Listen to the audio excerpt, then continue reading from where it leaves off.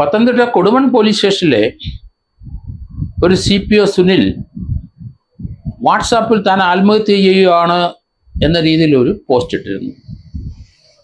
അവിടുത്തെ CIക്കും അവിടുത്തെ റൈറ്റർക്കും എതിരായിട്ടാണ് തന്നെ അകാരണമായി അവർ പീഡിപ്പിക്കുന്നു എന്ന് പറഞ്ഞിട്ടാണ് അദ്ദേഹം ഇന്നലെ പോലീസ് സ്റ്റേഷനിൽ അദ്ദേഹം ഹാജരായില്ല. അദ്ദേഹം വന്നിട്ട് ആശുപത്രിയിലെ വയറിന് സുഖമില്ല എന്ന് പറഞ്ഞു പോയി. പോലീസ് സ്റ്റേഷനിലെ മെസ്സ് നടത്തിപ്പിൻ്റെ ചുമതലക്കാരനാണ്. അതിൽ ചില അപാകതകൾ കാണിച്ചതിനാൽ 5 തവണ അയാൾക്ക് മെമ്മോ കൊടുത്തിരുന്നു എന്ന് സർക്കിൾ ഇൻസ്പെക്ടർ പറയുന്നു. ഏതായാലും സർക്കിൾ ഇൻസ്പെക്ടറും റൈറ്ററും തന്നെ അകാരണമായി പീഡിപ്പിക്കുന്നു എന്നാണ് അദ്ദേഹത്തിൻ്റെ ആക്ഷേപം.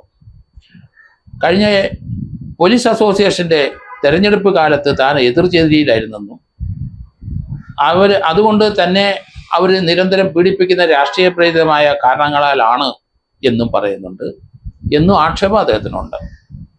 എന്തായാലും CIയും അതുപോലെ തന്നെ റൈറ്ററും തന്നെ നിരന്തരം പീഡിപ്പിക്കുന്നത് രാഷ്ട്രീയ ചുവ കൊണ്ടാണ്, രാഷ്ട്രീയമായ അവരുടെ നിലപാട് കൊണ്ടാണ് എന്നുള്ള കാര്യത്തിൽ സംശയമില്ല. 5 തവണ അദ്ദേഹത്തിന് മെമ്മോ ലഭിച്ചു. ഇപ്പോൾ അദ്ദേഹം സുഖമില്ല, വയറിന് സുഖമില്ല എന്ന് ആശുപത്രിയിൽ പോയപ്പോൾ തന്നെ ആബ്സെന്റ് മാർക്ക് ചെയ്തു.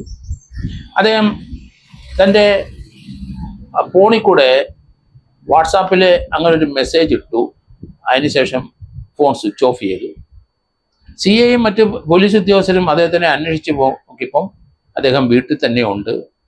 മറ്റ് പ്രശ്നങ്ങളൊന്നും ഉണ്ടാക്കിയിട്ടില്ല. അദ്ദേഹം വാട്സാപ്പ് മെസ്സേജ് ഇട്ടത് അനുസരിച്ച് കാര്യങ്ങളിലോട്ട് നീങ്ങിയില്ല. അവർ അദ്ദേഹത്തിനെ ഉപദേശിച്ച് തിരിച്ചു കൊണ്ടുവന്നു എന്നാണ് മനസ്സിലാക്കുന്നത്.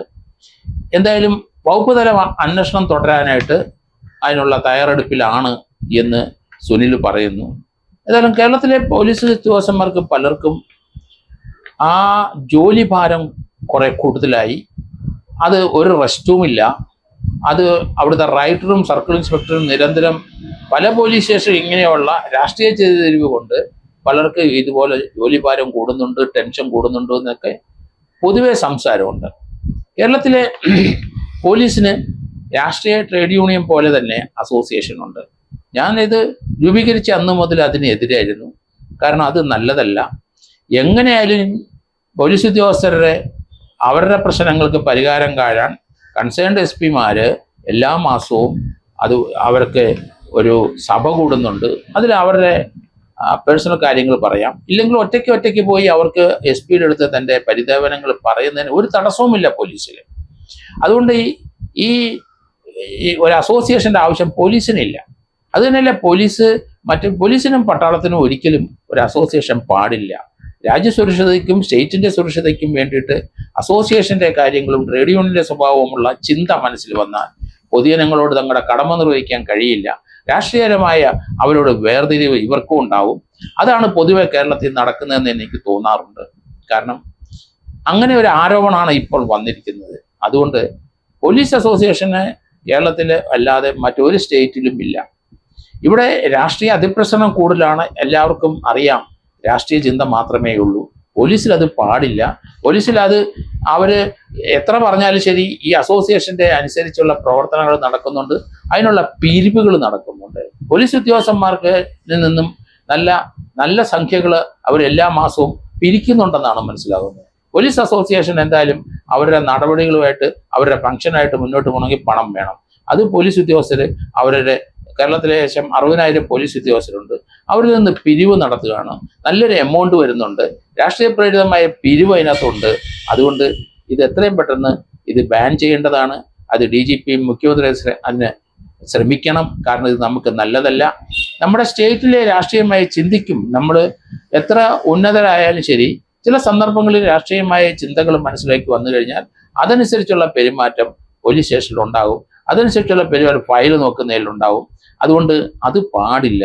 കാരണം അത് ജനങ്ങളെല്ലാം ഒരേ നിലവാരത്തിൽ കാണാനായിട്ടാണ് നമ്മൾ ശ്രമിക്കേണ്ടത്. ഭരണഘടന അനുസരിച്ച് ഏത് രാഷ്ട്രീയ പാർട്ടി അധികാരത്തിൽ വന്നാലും ശരി, മറ്റ് രാഷ്ട്രീയ പാർട്ടികളിൽ ആ ഒരു വേർതിരിവ് കാണിക്കാൻ പാടില്ല. എല്ലാവരെയും ഒരുപോലെ കാണണം. അങ്ങനെയാണ് ഭരണഘടനയെ പറയുന്നത്.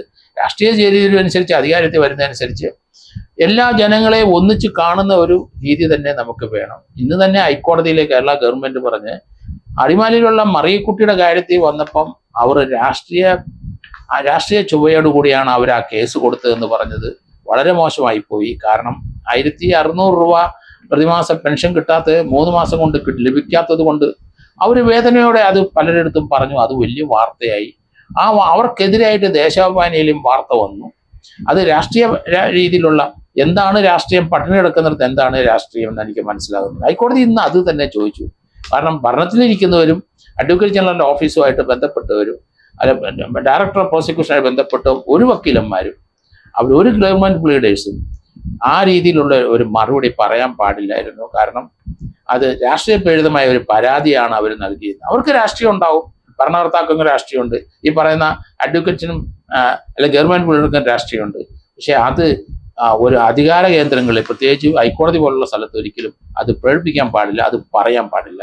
അതുകൊണ്ട് കേരളത്തിലെ ഈ പോലീസ് ഉദ്യോഗസ്ഥരുടെ ഈ അസോസിയേഷൻ പിരിച്ചുവിടണമെന്ന് വളരെ നാളുകൊണ്ട് ഞാൻ പറയുന്നു. അത് പലർക്കും അതിൽ അതൃപ്തിയുണ്ട്. നമുക്ക് രാഷ്ട്രീയ ചിന്തകളൊന്നുമില്ല, അതുകൊണ്ടാണ് അത് പറയുന്നത്. അതിന്റെ ആവശ്യം പോലീസ് ഉദ്യോഗസ്ഥർക്ക് പാടില്ല, ആവശ്യം ഇല്ല എന്ന് തന്നെയാണ് ഞാൻ കരുതുന്നത്. ഈ രീതിയിലുള്ള പ്രവർത്തനം കാരണമാണ് ഇന്ന് ഈ കൊടുമൺ പോലീസ് സ്റ്റേഷനിലെ ഒരു പോലീസുകാരൻ താൻ ആത്മഹത്യയിലേക്ക് പോകുന്നു, തന്നോട് വേർതിരിവ് കാണിക്കുന്നു, താന് അവിടുത്തെ CIയുടെയും SIയുടെയും രാഷ്ട്രീയ പാർട്ടിയിലല്ല വിശ്വസിക്കുന്നത്, എതിർചേരിയിലാണ്, അതുകൊണ്ടാണ് അവരെ തന്നെ പീഡിപ്പിക്കുന്നത് എന്നാണ് അവരുടെ വെർഷൻ.